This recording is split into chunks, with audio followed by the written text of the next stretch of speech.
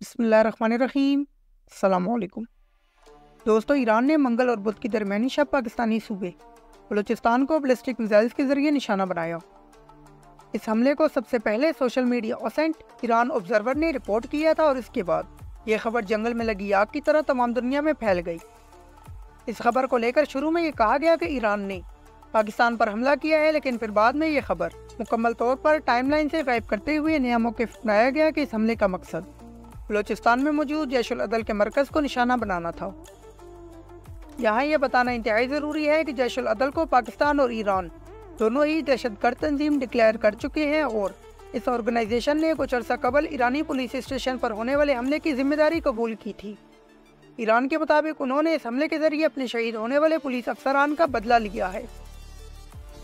इस हमले के मुतालिक ईरानियन सोशल मीडिया ऑसेंट्स ने दावा किया कि ईरान ने यह हमला पाकिस्तानी आर्म्ड फोर्सेस की कोऑर्डिनेशन के साथ किया है, लेकिन ये मौक़िफ़ भी ज़्यादा देर ना चल सका क्योंकि ministry of foreign affairs MOFA ने अपना ऑफिशियल बयान जारी करते हुए वाज़ेह किया कि ईरान ने पाकिस्तानी हदूद की खिलाफ वर्जी की है और इसे इसका खमियाजा भुगतना पड़ेगा।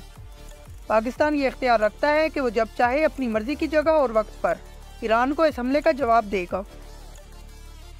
दोस्तों, याद रहे कि ईरान ने रात के अंधेरे में बलूचिस्तान के इलाके पंजगोर के एक गांव को 2 अदद बैलिस्टिक मिसाइल्स के जरिए निशाना बनाया था और इस हमले में 2 मासूम पाकिस्तानी बच्चियों के शहीद होने के अलावा कई शहरियों के जख्मी होने की इत्तलात हैं। अब यहाँ ये सवाल पैदा होता है कि ईरान ने बरादर इस्लामी मुल्क पर हमला क्यों किया और पाकिस्तान क्यों ईरानी बैलिस्टिक मिसाइल्स को रोकने में नाकाम हुआ। इन सवालात का जवाब देने से पहले आपसे गुजारिश है कि हमारा यूट्यूब चैनल सब्सक्राइब करें और इस वीडियो को अपने दोस्तों और रिश्तेदारों के साथ शेयर करते हुए कमेंट सेक्शन में हमारे कंटेंट या टॉपिक के मुतालिक अपनी कीमती राय से हमें ज़रूर आगाह करें। शुक्रिया। सबसे पहले बात करते हैं कि ईरान ने पाकिस्तान में हमला क्यों किया। तो ईरान ये क्लेम करता है कि इसने टेररिस्ट ऑर्गेनाइजेशन जैश उल अदल के हेडक्वार्टर को टारगेट किया है। इस मामले पर ईरानियन फॉरेन मिनिस्टर ने बयान दिया है कि उनका मकसद ऐसे अनासर को निशाना बनाना था जो कि इसराइल की मदद से ईरान में दहशतगर्द कार्रवाइयाँ कर रहे हैं। याद रहे कि पाकिस्तान भी कई मरतबा ईरान को आगाह कर चुका है कि ईरानी ज़मीन पर मौजूद ऑर्गेनाइजेशंस पाकिस्तान में दहशतगर्द कार्रवाइयाँ कर रही हैं, लेकिन हज़ारों कीमती जानों की शहादत के बावजूद पाकिस्तान ने कभी ईरानी हदूद में ऑपरेट करने वाले BLA और BLF के दहशतगर्दों को खुद टारगेट नहीं किया।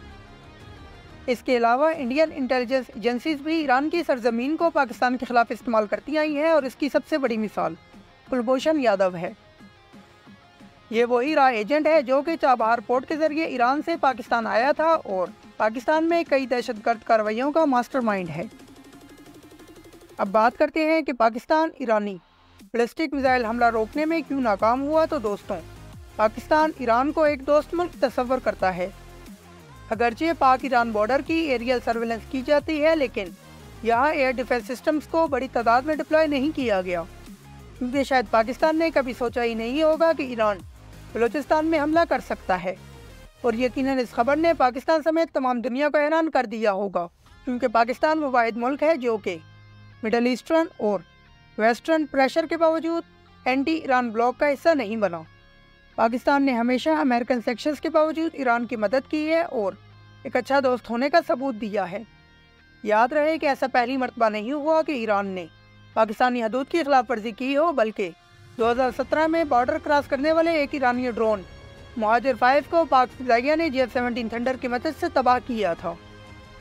दोस्तों, जैसा कि हम आपको बता चुके हैं कि पाकिस्तान ने ईरान बॉर्डर पर एयर डिफेंस सिस्टम तैनात किए हुए हैं, लेकिन यहाँ ये चीज़ काबिल ज़िक्र है कि कोई भी मुल्क अपनी तमाम एयर स्पेस को ADS के ज़रिए कवर नहीं कर सकता, बल्कि इनको मखसूस इलाकों में डिप्लॉय किया जाता है और बॉर्डर की एरियल सर्वेलेंस के लिए ज़्यादातर सिर्फ रडार्स का इस्तेमाल किया जाता है। दोस्तों, पाकिस्तान को खित्ते में सबसे ज़्यादा ख़तरा भारत की तरफ से है, लिहाजा पाकिस्तान ने अपना ज़्यादातर मिलिट्री इक्विपमेंट मगरबी सरहद पर तैनात किया हुआ है। इन हालात में अगर ईरान बलूचिस्तान में बैलिस्टिक अटैक करता है तो पाकिस्तानी आर्म्ड फोर्सेस का इन्हें यकदम रोकना तकरीबन नामुमकिन था। अब बात करते हैं कि पाकिस्तान ने कैसे ईरानी हमले का जवाब दिया है। तो दोस्तों, मिनिस्ट्री ऑफ फॉरेन अफेयर्स यानी मोफा ने अपने ऑफिशियल स्टेटमेंट में ये बात वाज़ेह की थी कि ईरानियन बैलिस्टिक अटैक के बाद पाकिस्तान ये इख्तियार रखता है कि अपनी मर्जी की जगह और वक्त पर इस हमले का जवाब दे। دوستوں یاد رہے کہ 26 فروری 2019 کی رات جب بھارت نے پاکستانی علاقے بالاکوٹ پر گراؤنڈ اسٹرائک کرتے ہوئے بم گرائے تھے تو اس وقت کے DGISPR نے قوم کو اعتماد میں لیتے ہوئے اعلان کیا تھا کہ پاکستان بھارت کو اپنی مرضی کے وقت اور جگہ پر اس حملے کا جواب دیتے ہوئے سرپرائز کر دے گا۔ پھر ہم نے دیکھا کہ پاکستان نے اگلے ہی روز آپریشن سوئفٹ ٹاٹ کے دوران بھارتی ٹارگٹس کو 6 بموں کے ذریعے نشانہ بناتے ہوئے ایک MiG-21 مار ڈالا۔ اب موفا نے بھی ایرانی حملے کے بعد کچھ اسی قسم کی اسٹیٹمنٹ ریلیز کی تھی، لہذا یہ تصور کیا جا رہا تھا کہ پاکستان ڈپلومیٹک رسپانس کے علاوہ ایران کو کائنیٹک رسپانس کے ذریعے بھی خبردار کرے گا کہ پاکستان ایک نیوکلیئر آرمڈ کنٹری ہے اور ہم کسی صورت اپنی حدود کی خلاف ورزی برداشت نہیں کر سکتے۔ ڈپلومیٹک رسپانس میں پاکستان نے سب سے پہلے ایران سے اپنا سفیر واپس بلاتے ہوئے ایرانی سفیر کو پاکستان سے نکال دیا۔ اس کے علاوہ پاکستان نے پاک ایران سرحدی تجارت بھی مکمل طور پر بند کر دی تھی۔ اب بات کرتے ہیں کائنیٹک رسپانس کی، تو پاکستان نے اینٹ کا جواب پتھر سے دیتے ہوئے آپریشن مرگ برگ سرماچار کے دوران ایران میں 7 مختلف ٹارگٹس کو پریسیجن گائیڈڈ بمز اور راکٹس کے ذریعے نشانہ بنایا ہے۔ اس حملے کا مقصد ایران میں موجود BLF کے ٹھکانوں کو نشانہ بنانا تھا اور اب تک منظر عام پر آنے والی رپورٹس کے مطابق کم از کم 20 دہشت گرد اس کارروائی میں جہنم حاصل کیے جا چکے ہیں۔ دوستو یہاں یہ بتانا انتہائی ضروری ہے کہ ریٹیلیشن پیکج کے حوالے سے ابھی تک ISPR نے کوئی آفیشیل اسٹیٹمنٹ جاری نہیں کی، لیکن کچھ سوشل میڈیا آؤٹلیٹس یہ کنفرم کر رہے ہیں کہ اس حملے میں پاک فضائیہ نے F-17 کے علاوہ F-16 J-10C اور انمینڈ کمبیٹ ایریل وہیکلز استعمال کیے تھے۔